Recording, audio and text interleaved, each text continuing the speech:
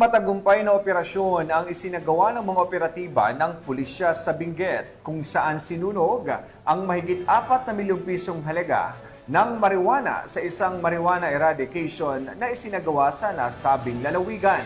Ang operasyon ay bahagi ng patuloy na kampanya ng pambansang pulisya laban sa mga iligal na aktibidad na may kinalaman sa iligal na droga.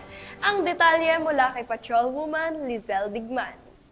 Tinatayang 4 million pesos na halaga ng fully grown marijuana plants at dried marijuana stalks ang nadiskubre ng mga kapulisan sa isinagawang marijuana eradication sa sitio Naknang Takadang Kibungan, Benguet nito lamang ika-10 ng Pebrero 2025. Naging matagumpay ang operasyon dahil sa pagsisikap ng pinagsanib na puwersa ng mga operatiba na pinangunahan ng Benguet First Provincial Mobile Force Company kasama ang Kibungan Municipal Police Station, Provincial Drug Enforcement Unit, Provincial Intelligence Unit, Benguet Police Provincial Office, Regional Intelligence Division at ng Philippine Drug Enforcement Agency, Cordillera. Nagresulta ang operasyon sa pagkakadiskubre ng mahigit kumulang 2,000 na piraso ng fully grown marijuana plants at mahigit kumulang 30 kilograms ng marijuana dried stalks sa 2 plantasyon ng marijuana sa isang communal forest na may kabuuang tinatayang lawak na 250 square meters na may kabuuang 4 million pesos standard drug price.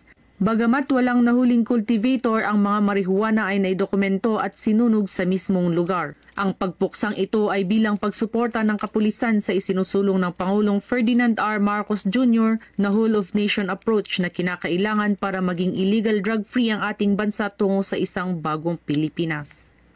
Mula dito sa La Trinidad, Benguet, ako ang inyong PNN correspondent, Patrolwoman Digman, alagad ng batas, tagataguyod ng Balitang Pulis.